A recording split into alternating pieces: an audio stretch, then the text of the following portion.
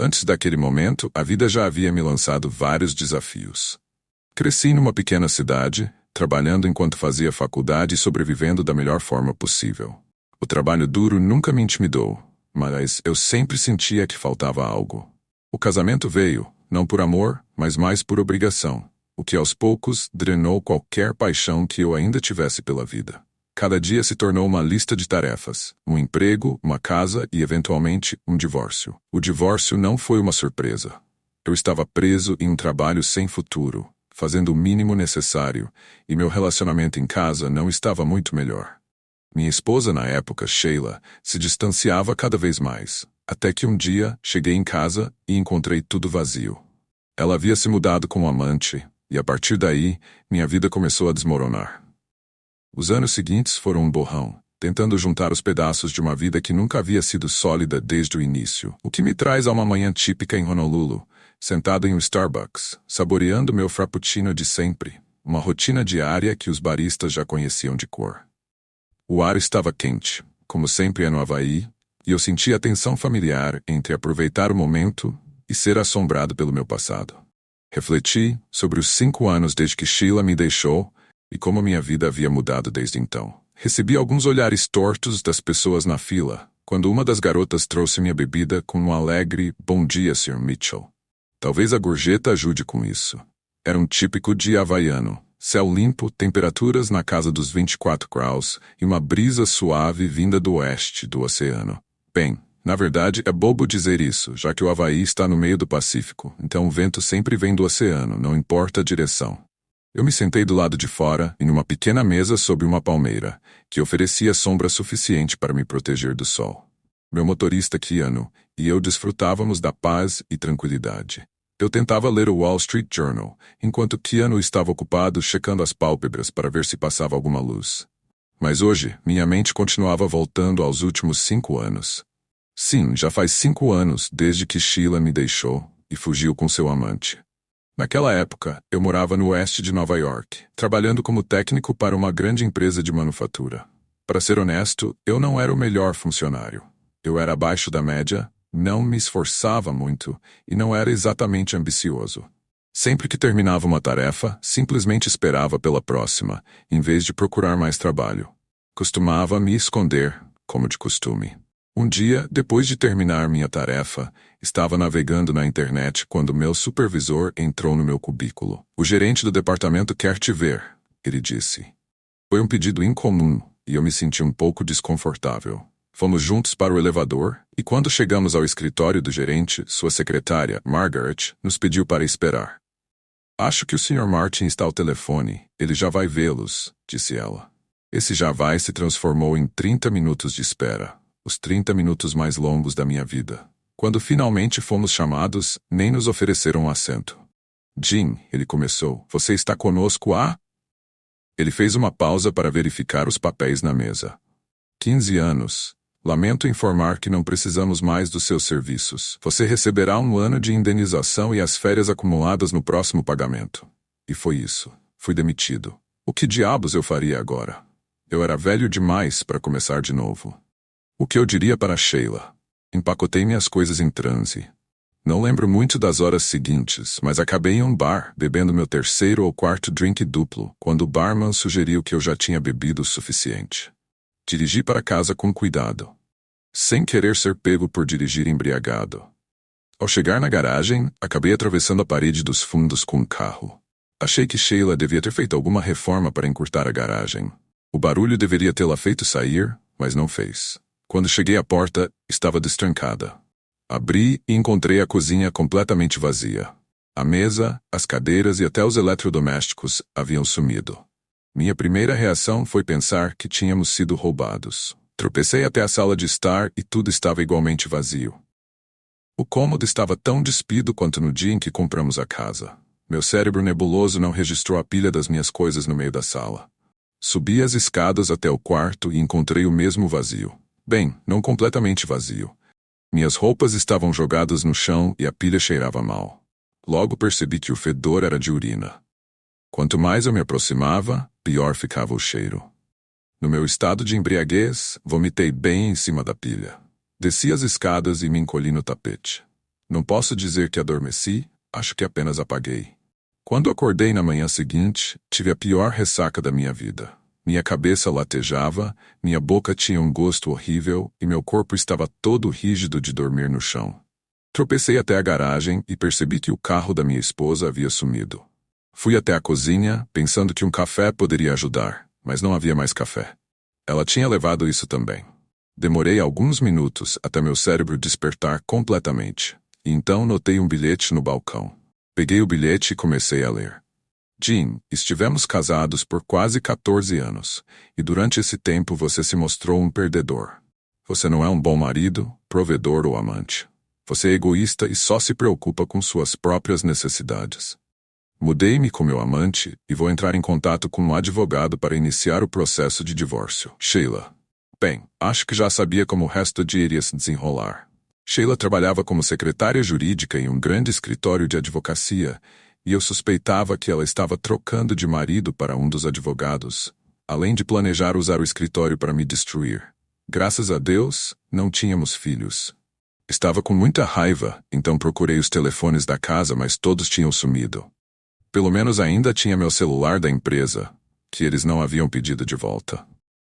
No último ato de desafio, liguei para o banco e denunciei o roubo da minha carteira. Uma mulher simpática bloqueou todos os meus cartões de crédito, contas correntes e poupanças. O cartão de débito também foi bloqueado. Desliguei com um sorriso no rosto, imaginando Sheila furiosa quando não pudesse usar nossos cartões conjuntos. Coloquei o que pude no meu carro, já que ela tinha levado todas as malas. Nem consegui encontrar um saco de lixo para levar minhas coisas, porque ela tinha levado tudo. O único lugar que me restava ir era o meu bar favorito, que era propriedade do meu melhor amigo de infância, a única pessoa em quem eu confiava completamente. Então, fui até lá em busca de conselhos. Bartenders sempre dão os melhores conselhos, e meu amigo tinha uma ex-esposa, então ele provavelmente conhecia um bom advogado de divórcio. Além disso, eu precisava descobrir como esconder meu cheque de indenização de Sheila, porque não queria que ela o pegasse. Quando entrei no bar, Marty me serviu um drink duplo. Depois da noite de ontem, achei que você precisasse, disse ele com simpatia. Bebi tudo de uma vez e ele ficou chocado, já que eu não era do tipo que bebia tão rápido. Então contei a ele tudo o que havia acontecido, começando desde o momento em que saí do bar na noite anterior. Quando terminei de falar, eu já tinha o nome de um advogado de divórcio, um lugar para ficar no apartamento acima do bar e um acordo para que Marty incluísse meu cheque de indenização em um dos seus depósitos e me entregasse o dinheiro conforme eu precisasse. O tempo passou e o divórcio também. Um ano depois, eu estava divorciado e morando em um pequeno apartamento de um quarto em um bairro perigoso. Minha querida esposa contratou um advogado impiedoso. Afinal, ela trabalhava para o escritório. E ela me deixou sem nada. Ela ficou com a casa, a conta de investimentos e nossas contas corrente e poupança. Quase conseguiu pensão alimentícia, mas como eu não tinha emprego ou dinheiro, o juiz teve pena de mim e isentou essa obrigação. Por sorte, ninguém perguntou sobre o cheque de indenização. Pode parecer que Sheila se deu bem, mas a casa estava com a hipoteca atrasada, a conta poupança tinha menos de $1.000, a conta corrente havia sido drenada pelas cosmensais e o 401k, plano de aposentadoria, tinha pouco mais de $2.000. O melhor de tudo, a maioria dos cartões de crédito estava no limite. Sheila provavelmente fez uma última farra antes de o divórcio ser finalizado. Acho que ela planejava me deixar com as dívidas, mas como eu não tinha renda, o juiz transferiu as contas para ela. Demorou uma semana para tirar o sorriso do meu rosto. Eventualmente eu tive que arranjar um emprego. Acabei trabalhando como zelador para o distrito escolar, fazendo turnos noturnos. Meus dias eram passados no computador ou no bar do meu amigo. Adivinhe o que eu fazia com todo o meu tempo livre? Eu estava bem no caminho para me tornar um alcoólatra. Uma manhã, encontrei um bilhete da Powerball no meu bolso. Eu não me lembrava de ter comprado, mas sabia que o bar vendia. Joguei o bilhete na mesa e fui ao banheiro. Depois de tomar um banho e preparar um café, notei o bilhete novamente. Assim que meu PC ligou, chequei os números no site da Powerball. Conferi 3 vezes. Os números batiam. Havia apenas um ganhador e o prêmio era de $250 milhões. Sim, milhões. Rapidamente assinei a parte de trás do bilhete. Em seguida, liguei para meu advogado de ajuda. Era domingo, então caiu na secretária eletrônica. Algumas horas depois, ele retornou a ligação. Aparentemente, ele também não tinha muito o que fazer naquele dia. Ganhei, eu disse a ele. Marcamos uma reunião para segunda-feira. No dia seguinte, passamos horas discutindo fundos, investimentos, estratégias fiscais e, mais importante, como garantir que meu ex não receba nenhum centavo. Levou quase um mês para configurar todas as contas e finalizar tudo. 2 semanas depois, eu estava procurando propriedades no Havaí. Queria uma casa de luxo em uma das colinas próximas ao Hawaii Kai, um subúrbio de Honolulu. Demorou quase um ano para deixar a casa do jeito que eu queria. Agora, finalmente estou estabelecido e aproveitando a boa vida. Minha lembrança favorita dessa época foi quando recebi uma ligação do meu advogado. Aparentemente, minha ex-esposa sabia da minha vitória na loteria e queria conversar.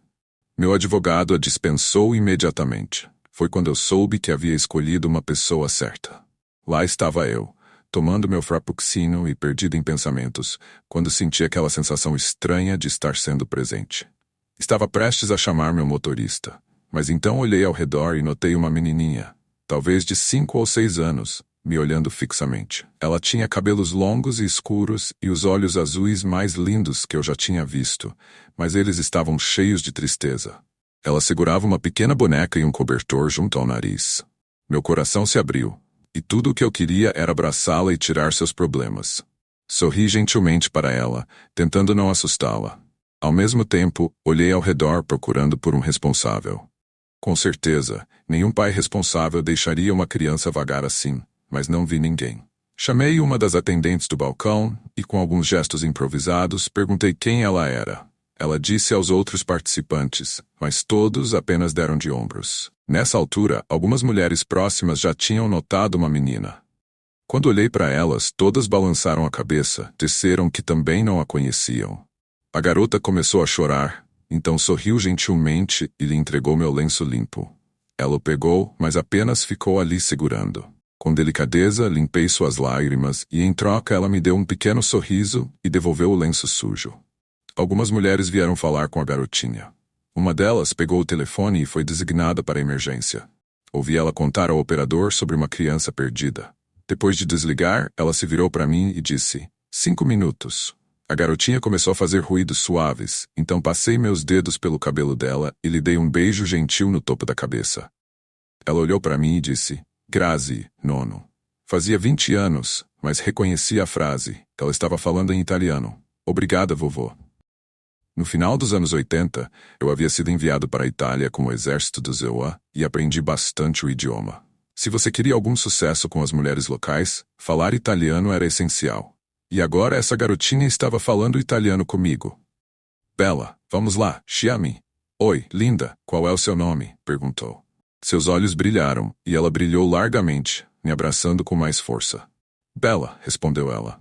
Tentei mais algumas vezes obter uma resposta diferente, mas tudo o que ela dizia era Bella. Então mudei de estratégia. Aqua? Perguntou. Ela transmitiu um pouco, então peguei sua mão e a levei ao Starbucks. Enquanto estávamos olhando para o refrigerador de bebidas, um dos atendentes preparou para ela um pequeno frappuccino de caramelo. Após o primeiro gol, Bella ficou encantada. Ela enviou para o atendente e disse, Grazie. Voltamos para a minha mesa e Bella se sentou ao meu lado, saboreando sua bebida lentamente. Notei um carro de polícia de Honolulu chegando, então acenei para os oficiais. Eles vieram até nós e eu expliquei que Bella parecia perdida ou abandonada. Um dos policiais tentou falar com ela em inglês, mas não deu certo. Sua frustração era visível, e foi quando seu parceiro viu o sorriso no meu rosto. Você sabe por que ela não está falando conosco? Perguntou o oficial. Assenti. Ela só fala italiano. Meu italiano está enferrujado. Faz 20 anos, mas consegui entender um pouco. Vocês têm alguém que fala a língua? Nesse momento, Bella tirou minha camisa e sussurrou B. Entendi imediatamente. Banheiro? Querendo. Olhei para uma das mulheres próximas e pedi que ajudasse Bella, mas ela não queria ir sozinha. Assim nós 3 juntas. Esperei no corredor e Bella me chamou algumas vezes, apenas para se certificar de que eu ainda estava lá. Quando voltamos, os policiais me disseram que não conseguiram encontrar ninguém que conhecesse a menina. Eles falaram em italiano, então chamaram o serviço de proteção à criança. E uma assistente social estava a caminho. 2 horas depois, após almoçarmos com os policiais e Bella no McDonald's, onde ela já sabia exatamente o que queria, voltamos ao Starbucks. Lá uma assistente social furiosa estava nos esperando. Imediatamente começou a gritar com os policiais. "Por que me fizeram esperar tanto tempo? Vocês desperdiçaram meu tempo", ela bradou. Os policiais não gostaram nada da atitude dela, e logo uma discussão acalorada começou. Bella ficou assustada, então a afastei do barulho. A assistente social nos viu e gritou. "Ele está sequestrando aquela criança. Parem-no." Eu tirei meu celular do bolso e fiz algumas ligações. Eu tinha sido um grande doador para a campanha do governador e achei que era hora de cobrar aquele favor. Expliquei quem eu era e a situação a um dos assessores do governador. A resposta foi simples. "Eu vou cuidar disso." Cerca de 5 minutos depois, o telefone da assistente social tocou. Ela atendeu de forma rude, pronta para gritar, mas de repente ficou em silêncio. Eu conseguia ouvir ela dizendo repetidamente, "Sim, senhor. Sim, senhor." Enquanto ainda estava ao telefone, um carro de polícia sem identificação chegou. Eu reconheci o homem que saiu do veículo. Era o chefe de polícia. Ele conversou brevemente com os policiais antes de se aproximar da assistente social e dizer, "Desligue o telefone, entre no seu carro e vá embora. Isso é uma ordem. Se não cumprir, vou prendê-la." A assistente social saiu rapidamente. O chefe, então, veio até a minha mesa com os 2 policiais e se apresentou. "Algum dos meus oficiais tratou você mal ou foi descortês durante a interação?" perguntou ele. "Não, senhor. Eles foram educados e prestativos. Estavam tentando encontrar um tradutor para ajudar a se comunicar com a garota", respondi. Os 2 policiais sorriram para mim.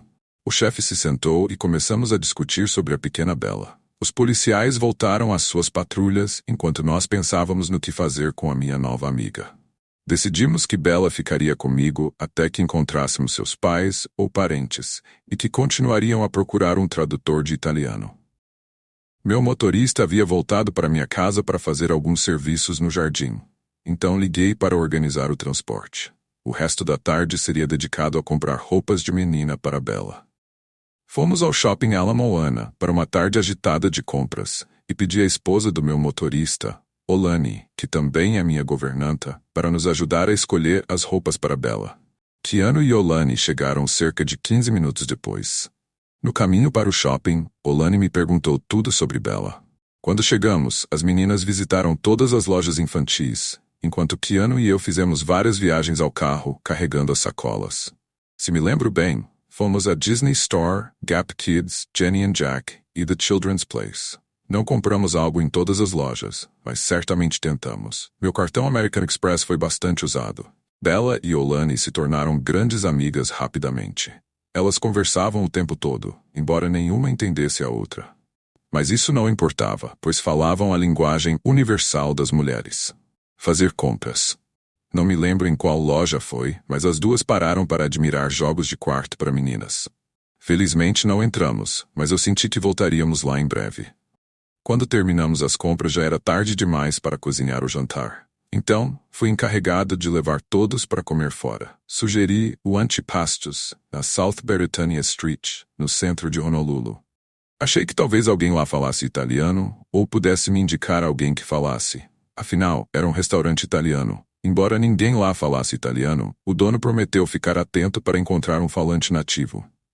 Ele era italiano de 4ª geração, e a maioria de seus parentes que falavam italiano já havia falecido.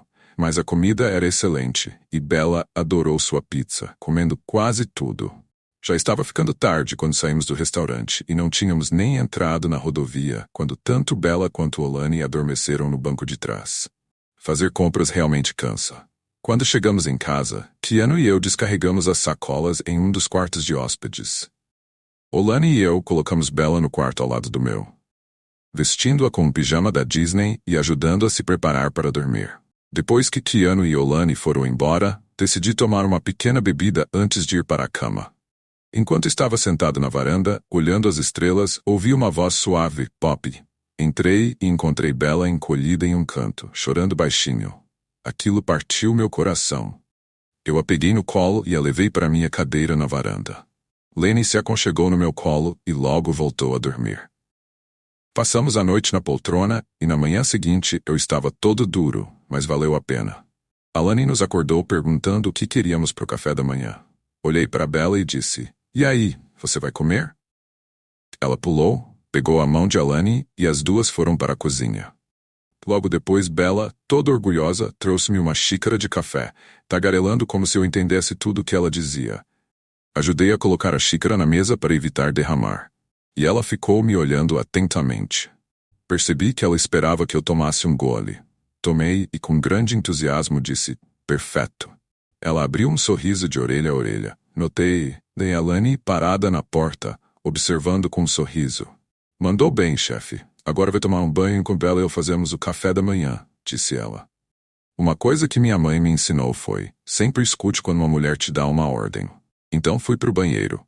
Quando estava terminando, ouvi a vozinha de Bella chamando, "Poppy, prima colazione, café da manhã." Quando abri a porta, lá estava ela, esperando por mim.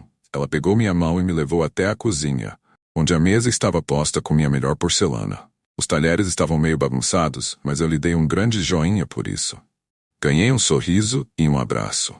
Depois do café da manhã, comecei a fazer ligações, cobrando favores e usando outras formas de persuasão para encontrar um doutor.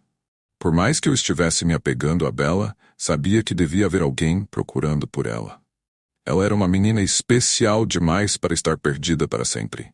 Deixe-me pausar e descrever minha propriedade. Quando comprei o terreno, havia uma pequena casa de hóspedes atrás da casa principal. Como eu não tinha sogros, alugava essa casa para turistas mensalmente. A propriedade fazia parte de um condomínio fechado com segurança de alto nível. Por isso eu cobrava um aluguel caro pela localização e privacidade. Normalmente, atraía pessoas famosas que queriam se manter discretas. Meus inquilinos atuais haviam chegado na noite anterior. Tudo o que eu sabia sobre eles era que eram um casal com uma criança pequena e que a esposa tinha um emprego de destaque no noticiário nacional. Enquanto Bella e eu estávamos curtindo o café da manhã, ouvi uma voz dizer, "Com licença, posso pegar um pouco de leite para o café e o cereal da nossa filha?" Sabia que não haveria comida na casa de hóspedes, pois entre os locatários sempre jogávamos tudo fora por causa da umidade. Sorri e respondi, "Não. Mas por que vocês não se juntam a nós para o café da manhã? Tenho certeza de que não há nada para comer lá, e nós temos comida de sobra." Após um pouco de hesitação, ele concordou e foi buscar sua esposa e filha. Quando eles voltaram, nos apresentamos e nos sentamos para aproveitar uma das refeições maravilhosas de Alani. Aproveitei a oportunidade para explicar a situação de Bella, na esperança de que eles conhecessem alguém que falasse italiano. Infelizmente, eles não conheciam, mas a âncora do noticiário ficou claramente intrigada com a história. Todos estávamos desfrutando de café da minha máquina de cápsulas, e Alani trouxe uma seleção de bebidas, como cafés, chás e chocolates quentes para as crianças. Meus convidados se divertiram explorando as opções. De repente, o telefone da casa tocou. Alani atendeu e depois me entregou o telefone. "Bom dia", eu disse. Uma voz formal respondeu. "Por favor, aguarde para falar com o embaixador." Fui colocado em espera, e um momento depois, um homem com uma voz agradável e um leve sotaque italiano entrou na linha. "Sr. Douglas, sou o embaixador da Itália nos Estados Unidos. Entendo que o senhor encontrou a filha de um dos nossos cidadãos."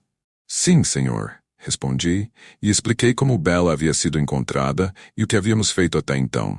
Ele escutou em silêncio até que eu terminasse, e então pediu para falar com ela. Entreguei o telefone para Bella. "Pronto", disse ela. Pelos próximos 30 minutos, ela ouviu e respondeu ocasionalmente com um sim ou em um italiano rápido que eu não conseguia acompanhar.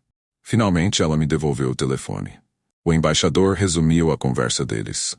Bella não sabia seu verdadeiro nome, nem quem eram seus pais, ou até mesmo sua data de nascimento. Ela havia sido mantida pelos sequestradores em quartos pequenos, acorrentada desde a infância. Sua comida era colocada em tigelas de metal no chão, e ela só tinha permissão para usar o vestido com o qual foi encontrada. Ela só era chamada de menina, o único nome que conhecia. O embaixador disse que estavam enviando um representante para investigar mais sobre sua origem. Ele acrescentou que tinham verificado meus antecedentes e decidiram que Bella ficaria comigo até que a situação fosse resolvida. O representante chegaria em 3. Bella e eu concordamos com o plano de passar alguns dias juntos enquanto as investigações continuavam. Passei na próxima hora respondendo às perguntas de todos na mesa. Quando finalmente terminei, o chefe de polícia apareceu e eu atualizei sobre os acontecimentos da manhã. De alguma forma, ficou decidido que Bella precisava de uma cama de verdade, adequada para uma menina. E adivinhou quem foi escolhido para comprar uma? Keanu trouxe o carro enquanto Alani vestia Bella. Nossos inquilinos decidiram nos acompanhar às compras, embora eu suspeitasse que o marido não estivesse muito animado em passar o dia de férias fazendo compras. Com um pouco de esforço, convenci-o a passar o dia no campo de golfe em vez disso. Todos se acomodaram confortavelmente no meu Bentley, e eu os levei ao Ala Moana Mall, enquanto Keanu deixou o marido no campo de golfe. Bella foi às compras, e quando eu disse a ela que íamos comprar sua cama, ela chorou de alegria. Ela praticamente me arrastou até a loja onde tinha visto o quarto rosa no dia anterior. O Ala Moana é um shopping grande, mas Bella o navegou como uma profissional, nos guiando direto para a loja, sem um único erro. Tenho certeza de que ela será uma excelente compradora quando crescer. Embora Bella ainda não entendesse todos os detalhes das compras, ela está aprendendo rapidamente. Tudo o que ela sabia era que queria a cama rosa e o enorme ursinho de pelúcia que vinha com ela. Entreguei meu cartão dourado para Alani, e ela e Bella foram com a vendedora escolher lençóis, travesseiros e tudo mais para que o quarto de Bella se tornasse seu. A entrega e montagem de tudo foram programadas para as 17 horas, e Bella dormiu naquela noite em sua própria cama de princesa cor-de-rosa. Estávamos todos felizes, então paramos na praça de alimentação para comer besteiras e tomar sorvete. Bella ficou maravilhada, nunca tinha visto nada parecido com uma praça de alimentação. Ela queria experimentar tudo, mas Alani, sempre a entusiasta da alimentação saudável, logo interrompeu a farra. Mesmo assim, Bella conseguiu beliscar um pouco de comida não tão saudável. Era charmosa demais para resistirmos. Às 15 horas chegamos em casa e encontramos um caminhão de móveis já nos aguardando. O novo conjunto de quarto de Bella tinha chegado. Os carregadores já estavam descarregando a maioria dos itens, colocando-os na frente da garagem, esperando por nós. Bella estava tão animada que foi direto até o maior dos carregadores e começou a falar com ele em italiano. Logo, eles caminharam de mãos dadas até a casa, com Bella liderando o caminho. Ela o levou diretamente ao quarto ao lado do meu, apontando para os móveis já existentes e imitando como deveriam se mover para o corredor, e em seguida, para o quarto vazio ao lado. Os carregadores adoraram um pequeno líder. Não demorou muito para Bella estar no comando, dirigindo os carregadores, que alegremente seguiam suas ordens. Às 18 horas, tudo estava montado exatamente como Bella queria. Acompanhei os carregadores até o caminhão e entreguei a cada um deles $100 como gorjeta. No início, eles pretendiam recusar, dizendo que Bella havia sido uma alegria trabalhar e que a gorjeta não era necessária, mas insistiu, e eles acabaram aceitando. De volta à casa, Bella, Alani e meus inquilinos começaram a organizar as roupas e pertencem a Bella nas gavetas e nos armários. Embora tivéssemos comprado o que parecia ser muitas roupas, as gavetas ainda eram bem vazias quando tudo foi guardado. Percebi que mais viagens de compras estavam no meu futuro. Enviei Keanu para buscar comida e buscar o jogador de golfe, enquanto Bella me mostrou seu novo quarto. O enorme ursinho de pelúcia foi colocado no centro da cama, segurando sua pequena boneca nos braços. Bella caminhou até a cama, designada para o grande urso, e disse "Pop". Depois marquei para a boneca e disse Bella. Esse gesto simples me emocionou profundamente. Bella enfiou a mão no bolso do vestido e deixou o lenço que eu tinha dado a ela no dia anterior. Ela veio até mim, me deixou para seu nível e gentilmente enxugou minhas lágrimas. Naquela noite, vesti pijamas para dormir, sabendo que poderia ter um visitante no meio da noite. E de fato, positivo. Desta vez, porém, Bella não estava com medo. Ela só queria um abraço. Mais tarde, naquela semana, recebi um e-mail da embaixada italiana informando o número do voo e o horário de chegada da tutora de Bella, a Sister Gina Castillo. Keanu e eu aguardamos no salão de desembarque. Quando Gina saiu pelo portão, ela era deslumbrante. Cabelos escuros, pele oliva, olhos castanhos e cerca de 1,68 metros de altura. Não sou muito bom em adivinhar o peso de uma mulher, mas ela tinha um corpo perfeito, e o terno que usava só realçava sua beleza. Uau! Murmurei, tentando esconder minha surpresa. Trocaram-se as saudações habituais e... Depois que todos foram apresentados, Gina se agachou para se apresentar a Bella em italiano. Elas conversaram por uns bons 5 minutos. Quando Gina se levantou, Bella estava segurando sua mão. Senti uma leve pontada de ciúmes, mas Bella rapidamente puxou Gina para perto de mim e pegou minha mão também. Saímos do aeroporto com Bella andando entre nós, segurando nossas mãos. Na área de bagagens, Gina apontou 2 pequenas malas. Pensei, não é muita bagagem, e esperava que ela tivesse mais coisas sendo enviadas depois. Quando chegamos em casa, Keanu levou suas malas para um dos quartos de hóspedes, enquanto Bella dava a Gina um grande tour pela casa, orgulhosamente mostrando seu quarto cor-de-rosa. A tarde foi movimentada. Bella e Gina conversaram sem parar, até durante o jantar. Elas desapareceram nos fundos da casa e cerca de 1 hora depois, reapareceram. Bella estava de pijama e Gina vestia um hobby longo. Ambas pareciam limpas e frescas. Bella me deu um beijo de boa noite e disse algo em italiano para Gina, que riu e se virou para mim. Bella quer saber se você ainda vai colocá-la na cama ou se vai me colocar para dormir no lugar, brincou Gina. Devo ter ficado chocado porque Bella disse algo mais, e Gina riu de novo. Bella também quer saber se ainda pode ir para sua cama se ficar com medo ou se vou me incomodar com isso.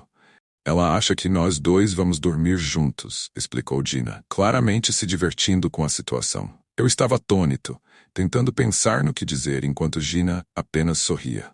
Depois de colocar Bella na cama nova, fui procurar Gina e a encontrei na varanda, tomando uma taça de vinho. Servi-me de um Crown Royal com gelo e me juntei a ela. Precisamos conversar? Eu disse. Gina me olhou séria. Com certeza, respondeu. Aprendi muito sobre Bella hoje, continuei. Estou com raiva, disse eu. Ela deu uma risadinha. Eu só estava brincando mais cedo, você precisa relaxar, disse ela. Primeiramente, Bella nunca teve uma educação formal ou um vínculo maternal. Ela basicamente se criou sozinha. Suas habilidades linguísticas são semelhantes às de uma criança de 4 anos. Ela nunca foi ensinada sobre higiene básica e nunca recebeu afeto em toda a vida, Gina explicou. Eu balancei a cabeça, processando o que ela estava dizendo. Bem, sua linguagem não parecia tão atrasada assim. Achei que ela tivesse cerca de 5 ou 6 anos, comentei. Gina balançou a cabeça negativamente. Desculpe, mas pelo que posso perceber, ela tem mais entre 10 ou 11 anos, continuou Gina, explicando suas qualificações como filóloga infantil, educada em Roma e Suíça. Bella era essencialmente uma folha em branco, e nós tínhamos a oportunidade de ajudá-la a se transformar em uma pessoa produtiva na sociedade. Eu estava determinado a ajudar. Bella pensa que esta casa também é dela, Gina observou. Você precisa ter cuidado com a forma como se refere a ela quando estiver perto da menina, continuou ela. Eu ainda estava processando a idade de Bella, mas Gina seguiu adiante. Em seguida, vou começar a ensiná-la inglês. Conforme seu inglês melhorar, quero que você comece a ler para ela na hora de dormir. Isso vai ajudar no aprendizado do idioma e também a compreender o que é afeto. Precisamos imitar as experiências de vínculo inicial que as crianças geralmente têm. Posso fazer isso, respondi sentindo-me orgulhoso. O próximo passo é modelar afeto entre adultos. Segurar as mãos, beijos simples, abraços e toques, acrescentou Gina. Parece que você organizou bastante trabalho para nós, comentei. Quanto tempo você vai ficar e seu marido ou namorado não vai se importar? Perguntei, esperando não estar cruzando uma linha. Ela sorriu. Não tenho ninguém na minha vida no momento. E quanto ao tempo que ficarei, vamos ver, disse ela. Descanse e certifique-se de que Bella se junte a você se ela se sentir solitária, acrescentou Gina. Devo ter ficado confuso, então ela esclareceu. Não eu, Bella. Nas semanas seguintes, Gina se encaixou perfeitamente na casa. Ela e Bella eram inseparáveis, como 2 partes de um todo. Onde quer que Bella estivesse, Gina não estava longe. Gina era paciente, sempre ensinando Bella, misturando italiano e inglês de forma suave. Logo Bella começou a responder mais em inglês. A próxima surpresa veio quando o motorista da UPS entregou várias caixas cheias de livros escolares. Gina havia organizado o homeschooling, mas Bella estava ansiosa para aprender, mergulhando nas lições com entusiasmo. Gina montou uma pequena sala de aula em um dos quartos de hóspedes, e elas passavam pelo menos 4 horas todas as manhãs na educação de Bella. Depois do almoço, faziam coisas de meninas, como chamavam, e às vezes continuavam as lições antes do jantar. Quando Gina não estava disponível, eu assumia o papel de professor. Bella fazia perguntas diligentemente em inglês, e sob as ordens rígidas de Gina, eu respondia apenas em inglês. Bella sentava-se com seu dicionário italiano-inglês, folheando as páginas, tentando entender minhas respostas. Quanto mais ela se mexia, mais eu sabia que a tinha confundido. Mas a cada dia a compreensão de Bella crescia, e meu orgulho por seu progresso aumentava. 2 meses voaram e eu estava verdadeiramente impressionado com a melhora de Bella. Gina era uma professora incrível. Certa manhã, durante o café da manhã, recebi uma ligação de Washington, D.C. Era o embaixador da Itália. Descobri que tínhamos nos tornado o assunto dos programas de notícias matinais. Minha inquilina, a âncora do noticiário, fez uma reportagem sobre sequestro de crianças, usando Bella como ponto central. Havia clipes de Bella sorrindo, segurando as mãos de Gina e minhas, além de imagens dela no Starbucks do shopping. O embaixador e eu conversamos longamente, principalmente sobre a segurança de Bella. Apesar de todos os esforços, o governo italiano não conseguiu localizar nenhum parente dela. Nem pais, nem irmãos, nada. Bella era essencialmente uma órfã. A menos que alguém a adotasse, ela seria enviada para um orfanato italiano. Eu não hesitei. Eu vou adotá-la, disse sem pensar 2 vezes. O embaixador riu.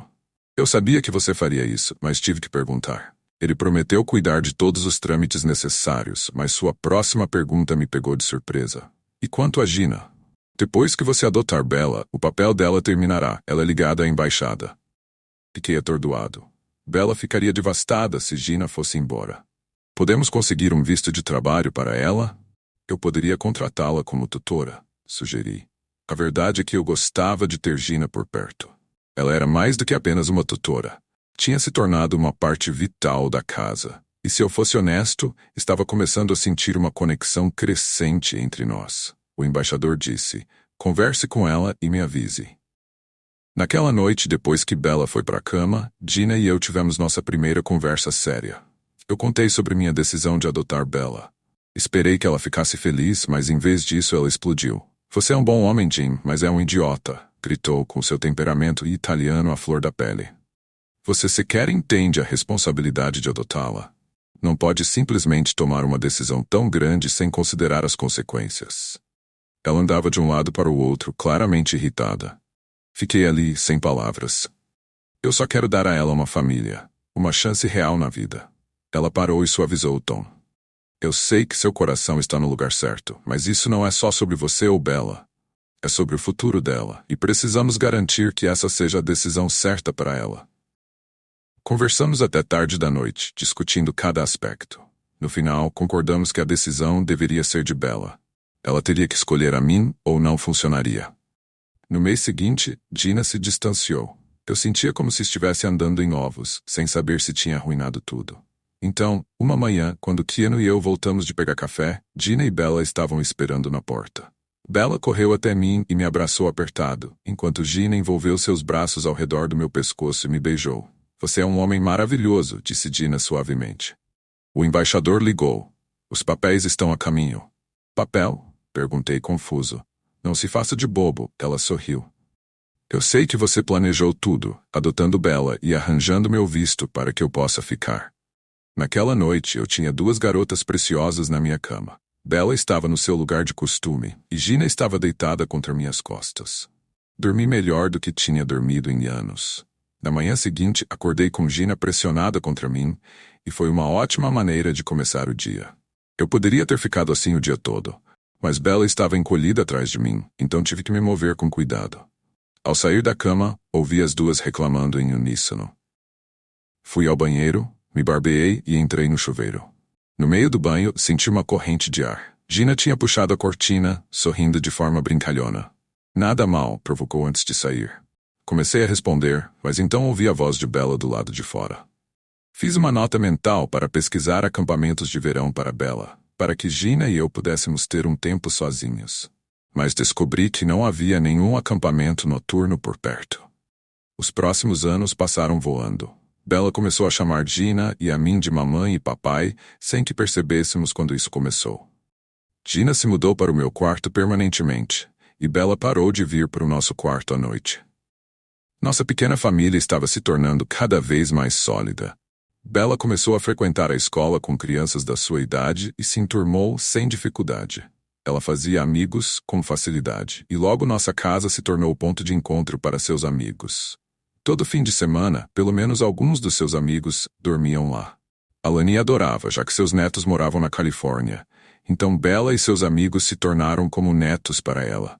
Uma vez, perguntei a Alani se cuidar de tantas crianças era demais para ela. Logo que as mulheres havaianas aprenderam, têm temperamento forte e são muito habilidosas com facas. Certo domingo, Bella sentou-se no meu colo e olhou para mim com seus grandes olhos azuis. Poppy, quando você vai pedir a mamãe em casamento? Ela perguntou. Você sabe que ela te ama e você a ama. Além disso, eu quero um irmãozinho ou irmãzinha antes de você ficar muito velho. Suas palavras me deixaram sem acontecimento, mas depois de um momento percebi que ela estava certa. Você está certo, Bella, disse, puxando para perto. Que tal você me ajudar a escolher o anel? Seus olhos brilharam e ela sentiu com entusiasmo. Na tarde seguinte, depois da escola, compramos o anel. Bella tinha uma lista de todas as joalherias da ilha e insistia em visitar cada uma delas. O que Bella queria, Bella poderia. Depois de semanas de compras, acabamos de chegar à primeira loja que visitamos. O anel que escolhemos era simples, mas elegante. Um único diamante cercado por pequenas pedras representando o mês de nascimento de Bella, Gina e eu. O joalheiro até ofereceu mais pedras caso tivéssemos mais filhos, o que fez adicionar o rosto de Bella iluminar-se. Ela concordou, e eu paguei pelo anel. Com o anel escolhido, Bella escolheu o planejamento do pedido de casamento. Poppy, você é o melhor pai, mas você não entende de mulheres. Eu vou cuidar do pedido, disse ela com confiança. E planejou. Ela planejou. Bella e Alani acertaram cada detalhe para um jantar especial. Eles escolheram o aniversário do dia em que Bella me encontrou pela primeira vez no Starbucks, um dado que tinha significado para nós dois. Na noite do pedido, Alani se superou com um jantar delicioso. Quando a sobremesa foi servida, Alani colocou uma caixinha do anel no prato de Gina. Gina olhou para ela, com lágrimas escorrendo pelo rosto, sem nem abrir a caixa. Bella, sendo Bella, cortes o silêncio. Bem, você não vai abrir? Disse com um sorriso. Gina balançou a cabeça ainda chorando e não se mexeu para tocar na caixa. Bella olhou para mim frustrada. Bem, pergunte logo. Ela é antiga. Então eu perguntei. Gina, você me faria o homem mais feliz do mundo e se casaria comigo? Não foi o pedido mais poético, mas eu não sou Shakespeare. Então Bella interrompeu. Diz sim, para você começar a me dar um irmãozinho ou irmãzinha. Gina pegou a caixa com as mãos trêmulas, ainda chorando, e sussurrou. Sim, sim, sim. Os 3 meses seguintes foram uma corrida com os preparativos do casamento. Gina e Bella ficaram obcecadas com cada detalhe. Eles escolheram um belo parque em Waikiki para a cerimônia e até arranjaram um padre católico para oficializar o casamento. A recepção foi marcada no meu clube de campo e a lista de convidados cresceu rapidamente de 200 para mais de 400 pessoas. Bella foi dama de honra e Keanu, meu padrinho. Convidamos amigos próximos e até alguns colegas de Gina da embaixada italiana em Washington, com todas as despesas pagas. A família de Gina da Itália, sua irmã, irmão e suas famílias, também foi convidada, junto com alguns primos distantes. Acabei alugando vários andares de um hotel na praia para acomodar os convidados de fora. O custo? Melhor nem pensar nisso. Quanto ao vestido de noiva, não me permitiram fazer nada além de pagar por ele. Mas eu participei da escolha dos fumantes. Achei que seria uma decisão rápida. Que engano. Gina e Bella passaram a tarde inteira garantindo que meu fumo fosse perfeito, quase levando o alfaiate à loucura com tantas mudanças. Felizmente, era um smoking preto simples com camisa branca. Nem quero imaginar o caos se eu tivesse pedido algo mais elaborado. Depois dessa prova, jurei fazer um cruzeiro ao redor do mundo quando Bella se casasse, só voltando no dia anterior ao casamento para evitar o estresse. Simplesmente não aguentaria. Keanu achou tudo hilário, rindo toda vez que eu via. Brinquei sobre demiti-lo após o casamento, o que o fez rir ainda mais. O grande dia finalmente chegou, mas não me permitiram ficar em casa nos dias anteriores ao casamento. Em vez disso, fiquei no hotel com os pais de Gina, que se revelaram um grupo animado e divertido, apesar da barreira linguística. Meu italiano enferrujado e o inglês deles não são muito melhores, mas nos unimos graças ao meu cartão de crédito.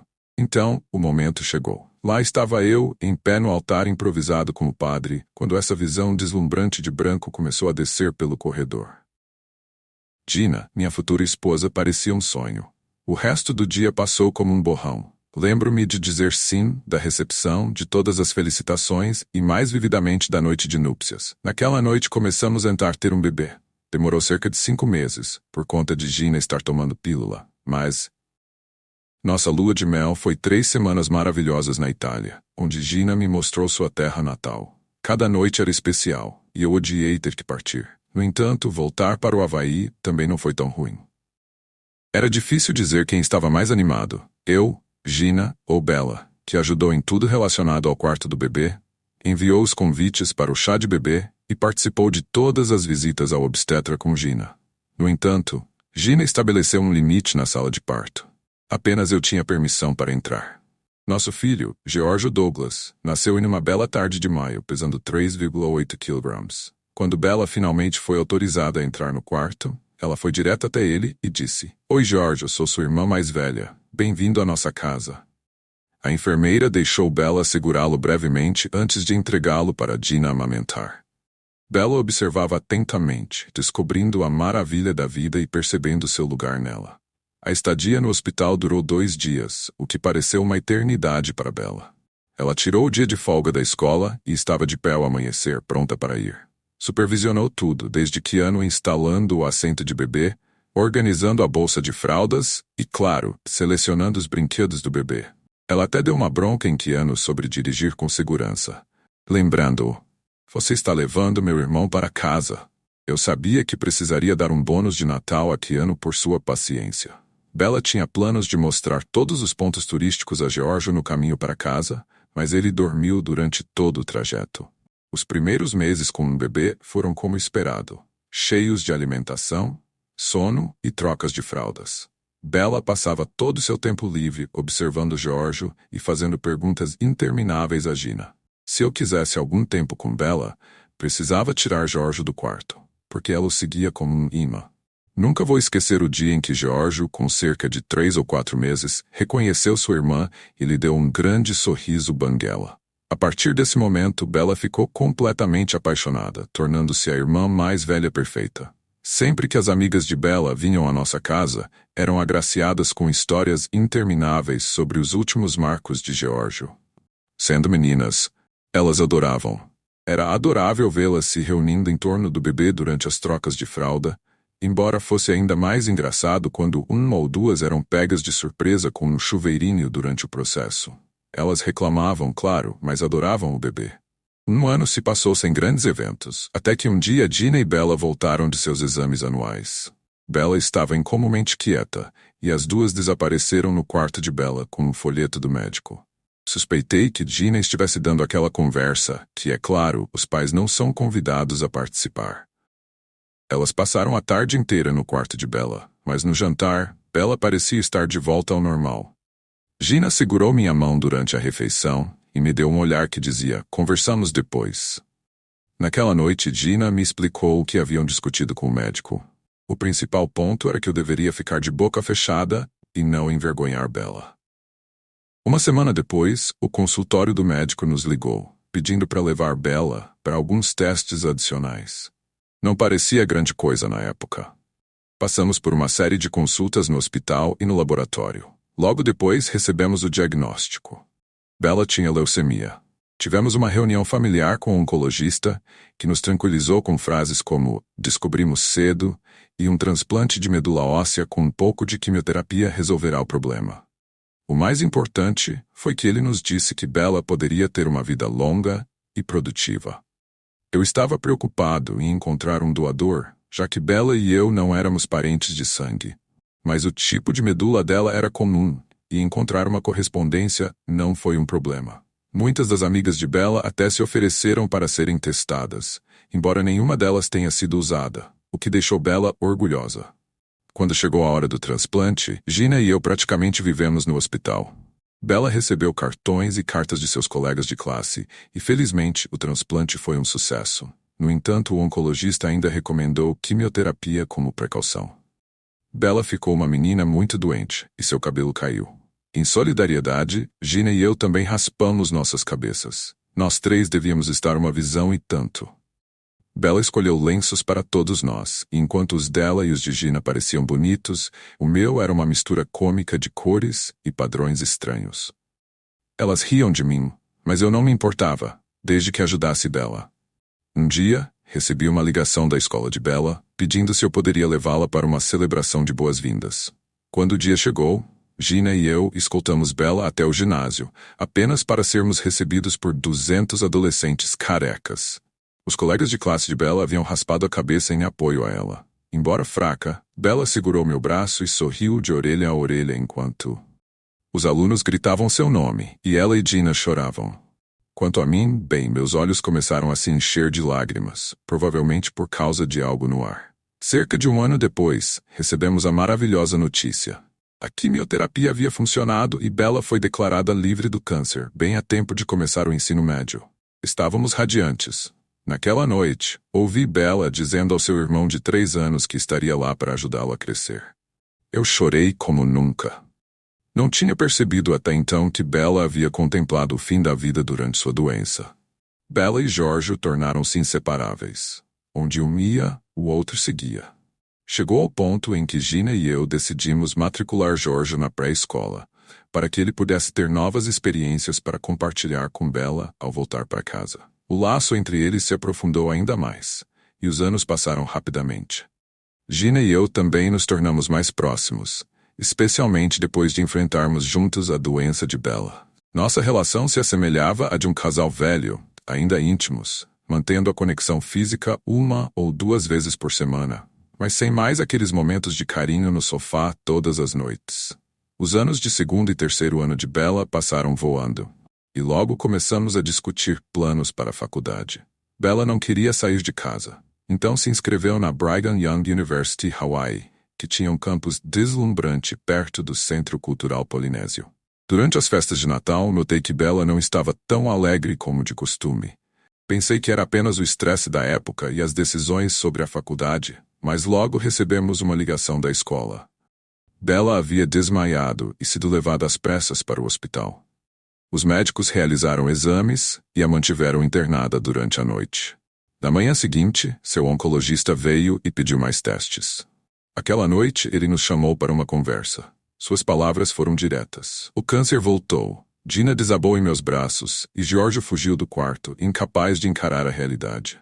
Fui até a cama de Bella e disse, vamos vencer isso novamente. Existem novos tratamentos e você ainda vai se formar na primavera. O médico pegou meu braço e balançou a cabeça, dizendo suavemente que ela tinha cerca de 4 meses de vida. Não havia mais nada que pudessem fazer. Gina desabou novamente, mas Bella me abraçou por trás e sussurrou, apenas me abrace, Poppy. Choramos juntos, minha menina e eu. Bella não chegou aos 4 meses que o médico previu. Ela faleceu cerca de 3 meses depois, com Gina e eu segurando sua mão. Giorgio estava sentado à fute da cama, segurando seu ursinho favorito, com lágrimas escorrendo pelo rosto. O funeral foi sômbrio, com a maior parte da turma de Bella presente. Cada um deles carregava simples guirlandas de flores brancas que deixaram sobre seu caixão. Admito que chorei como um tolo. Minha menininha tinha partido. Naquela noite tive meu primeiro sonho com ela. Vi uma garotinha com olhos lindos me observando em um Starbucks, e aqueles olhos não me deixavam em paz. Levantei, peguei uma garrafa do bar e bebi até conseguir dormir. Essa se tornou minha rotina por meses.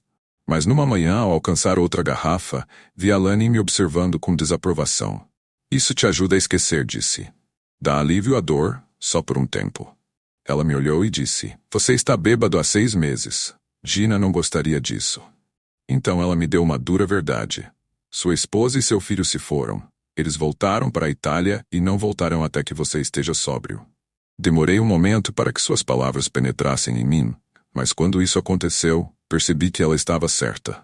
Decidi que era hora de me recuperar. Abri outra garrafa, dizendo a mim mesmo que começaria amanhã, ou talvez no dia seguinte. Mas naquela sexta-feira, chequei numa clínica de desintoxicação. Meu plano agora era ir à Itália, recuperar minha família e fazer o que Bella teria querido que seu Poppy fizesse.